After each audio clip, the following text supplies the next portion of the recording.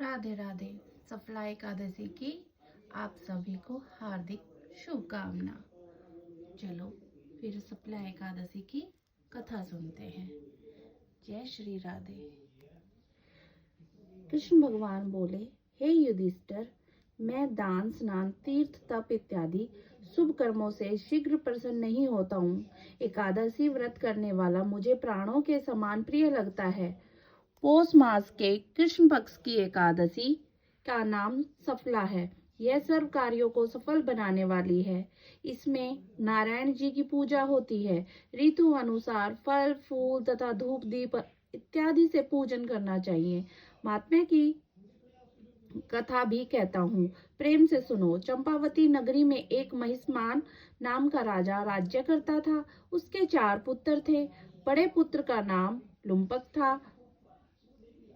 वह बड़ा दुराचारी था। मांस, मदिरा, प्राय स्त्री गमन, वेश्याओं का संग इत्यादि कुकर्मों में लिप्त था। पिता ने उसे अपने राज्य से निकाल दिया। वन में एक पीपल का वृक्ष था जो भगवान को भी प्रिय था। सब देवताओं का क्रीड़ा स्थल भी था।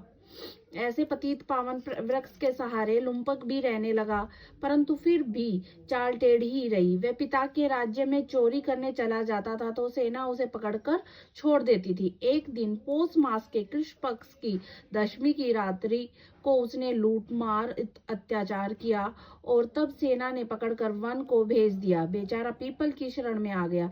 इधर हेमगिरी पर्वत की पवन भी आ पहुंची। लुम्पक पापी के अब सभी अंगों में गठिया रोग ने प्रवेश किया। हाथ पांव अकड़ गए। प्रातः सूर्योदय होने के बाद दर्द कुछ कम हुआ तो पेट का दुख सताने लगा। जीवों को मारने में आज असमर्थ था और न वृक्ष पर चढ़ने की शक्ति थी।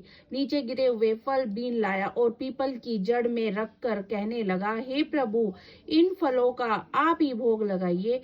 मैं अब भूख हड़ताल करके शरीर को छोड़ दूंगा। मेरे इस कष्ट भरे जीवन से मृत्यु ही भली है। ऐसा करके प्रभु के ध्यान में मगन हो गया। रात्रि भर नींद न आई। भजन कीर्तन प्रार्थना करता रहा, परंतु प्रभु ने उन फलों का भोग न लगाया। प्रात हुई तो एक दिव्य अश्व आकाश से उतरकर उसके सामने प्रकट हुआ और आकाशवाणी द्वारा नारायण जी से कहने लगे, तुमने अनजाने में सफला एकादशी का व्रत किया है। उसके प्रभाव से तेरे समस्त पाप नष्ट हो गए हैं। जैसे अग्नि को जानकर या अनजाने हाथ लगाने से हाथ जल जाते हैं, वैसे ही एकादशी भूलकर व्रत रखने से भी अपना प्रभाव दिखलाती है। अब तुम इस घोड़े पर सवार होकर पिता के पास जाओ, राज्य मिल जाएगा। सफला एकादशी सर्व कार्य सफल करने वाली है। प्रभु की आज्ञा से लुम्पक पिता के पास आया। पिता उसको राजगद्दी पर बिठाकर अपने वन में तप करने को चले गए।